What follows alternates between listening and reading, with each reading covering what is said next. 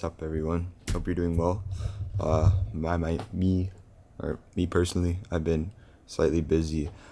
I've had a good amount of work to do and just stuff to sort out for the future.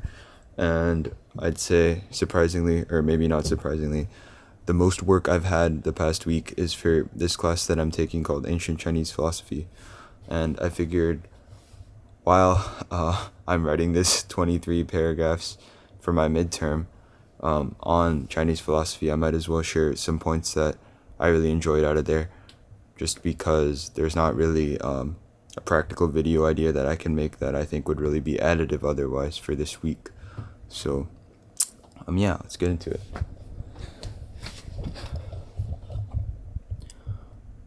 Okay, so as a context, this is my first real philosophy class that I've taken in college.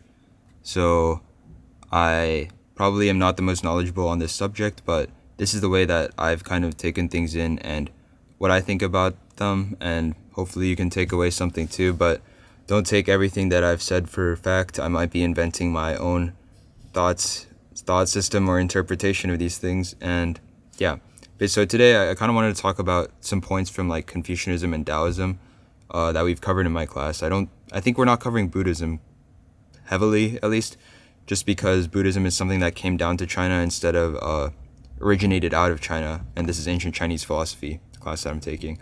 So yeah, basically, recently I've been feeling pretty lost on kind of where I want to go with my life. A lot of imposter syndrome, just parts of my life that I thought were solid becoming not solid, and I don't actually know what I want to do with them. So yeah, that's kind of made me think more, and this philosophy class, turns out you need to think a lot about stuff for. So that's led to me thinking a lot. And I guess I'll just start off by saying that I basically have been questioning what I want to do with my life for a good bit now. I feel like that's something a lot of people go through as they go into higher education and just further on in life and stop being a kid. And that's led me to wonder about what I actually want in the future. I know what I want right now in the moment and what I will enjoy doing right now in the moment, but is that actually something that I want in the future and something that I need to feel fulfilled and live a good life? And I feel like a lot of these beliefs or thought systems that we've discussed in my class recently are things that discuss on how to live the virtuous life and how to become a harmonious person with proper balance in your life, And what I want to say is these thought systems have really stuck with me. I'm a guy living in the 21st century, and these ancient words, I guess, that got translated really feel applicable. And what more, and something further on from that I really like is how there's nothing you need to buy into. There's no pre-existing facts that are within these thought systems that you need to first kind of buy into. Obviously for the Bible, you can just take the important lessons out of it, but there's also this whole belief system that goes into a religion, right? And these are at least to me, from what I've read, they feel standalone lessons, frameworks on how to live a good life, rather than how to be a part of this religion or what this religion represents, etc., etc. So yeah, that's kind of why I wanted to talk about it. So one of the things that I enjoyed most was actually a discussion on the Daxue. Also, I'm going to pronounce everything wrong probably. Feel free to point me out there. The Daxue, which is a chapter from the Li Ji, which is one of the 4 Confucian classics that make up the Confucian canon, basically. And it kind of gives an overview on how a harmonious world is built and how that ecosystem looks. So I can read it out for you real quick. The ancients who wished to illustrate illustrious virtue throughout the world first ordered well their own states. Wishing to order well their states, they first regulated their families. Wishing to regulate their families, they first cultivated their persons. Wishing to cultivate their persons, they first rectified their hearts. And wishing to rectify their hearts, they first sought to be sincere in their thoughts. Wishing to be sincere in their thoughts, they first extended to the utmost their knowledge. Such extension of knowledge lay in the investigation of things. Things being investigated, knowledge being complete, their knowledge being complete, their thoughts were sincere. Their thoughts being sincere, their hearts were then rectified, and their hearts being rectified, their persons were cultivated. Their persons being cultivated, their families were regulated, and their families being regulated, their states were rightly governed. Their states being rightly governed, all under the heavens. Their states being rightly governed, all under the heavens were made tranquil and happy. And yeah, I believe that's something that really made sense to me, how it has these different layers. And maybe I don't fully relate to the part about my community or like how the community, the state interacts with like the heavens and the world. You can view that how you want to, but these like first 4 layers of self-development and then development of your family really spoke to me. So yeah, let me speak a little bit more on what exactly I just read out and how it's important and what it actually means, I guess, in case people didn't fully get it. Which I'm not assuming that anyone did. But basically, all these different layers are like continuous and interactive, right? Like the external layers can affect the internal, and the internal will affect the external, or the external will affect the internal, and the internal will affect the external, right? If you are a corrupt person with bad morals, you will then corrupt your family, which will then corrupt the state, which will then corrupt whatever. You can tell what I'm talking about. It goes the other way too. If you grow up in a corrupt family, you'll probably be corrupt too. So to create a harmonious world, every layer needs to be harmonious and virtuous, I guess. So yeah, that's basically what it means. But what I wanted to look at was like the first 4, I'd say, like core layers, because I think that's really the point of life that I am at.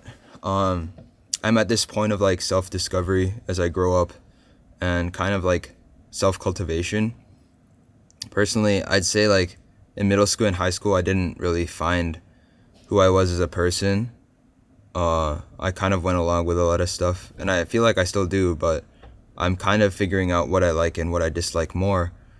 And right now is like kind of where I feel like I'm figuring out my attitudes towards the world, as the Daxue says you should. But yeah, like they say, you have to first extend your knowledge and investigate the world, which I feel like I'm doing right now. And then once you can do that, you can rectify your heart and mind. Term for that is shin, I think. Shin? Is it Sengshin? Something like that. I was thinking it kind of sounded like Chongshin from Korean, but I don't know how far that link goes. But yeah, and to rectify your heart, you have to first be sincere from the. Okay, so to make yourself sincere, you have to investigate things around you, extend your knowledge of the world, and then once you're sincere, you can then rectify your heart and mind. Yeah, and once you rectify your heart and mind, you can start to cultivate the self, and to do that, shushen, self-cultivation, to do that through hard work, which is gong fu, meaning hard work, obviously, not the martial arts, as many papers have told me. So yeah, you are the roots, which is that layer of like shushen, self-cultivation, that needs to be strong, so then when you branch out into your family is also strong, and you build a strong home for your family.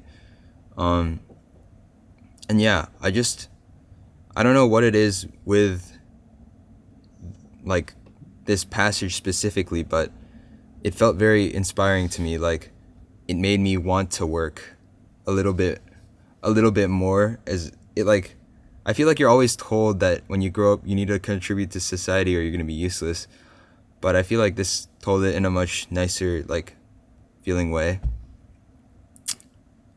It like kind of puts into perspective like how you need to make sure that you are the best person you can be, so then in the future, like whatever family you make will also become like similarly strong and pure and whatever.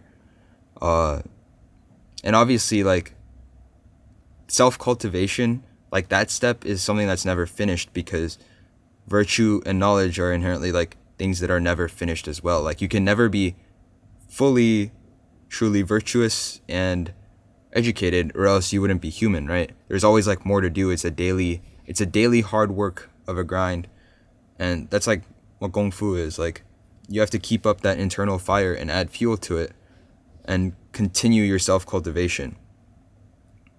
And yeah, this is like that text specifically, like I said, is Confucian, but uh, Kung Fu, I feel like, is a lot of what Daoism says and preaches. It's like a framework on how to cultivate the self and then live a virtuous life through Kung Fu. So if you want to read more, I definitely would recommend it. Right now for Daoism, we're reading Tao Te Ching. I think a lot of people know that one. That's real famous.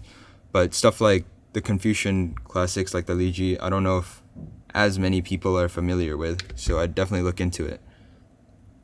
But yeah, I just wanted to share this. I feel like these frameworks are really something that have inspired me recently, especially because of how old they are, but still so applicable to my life in the modern era a ton of years later.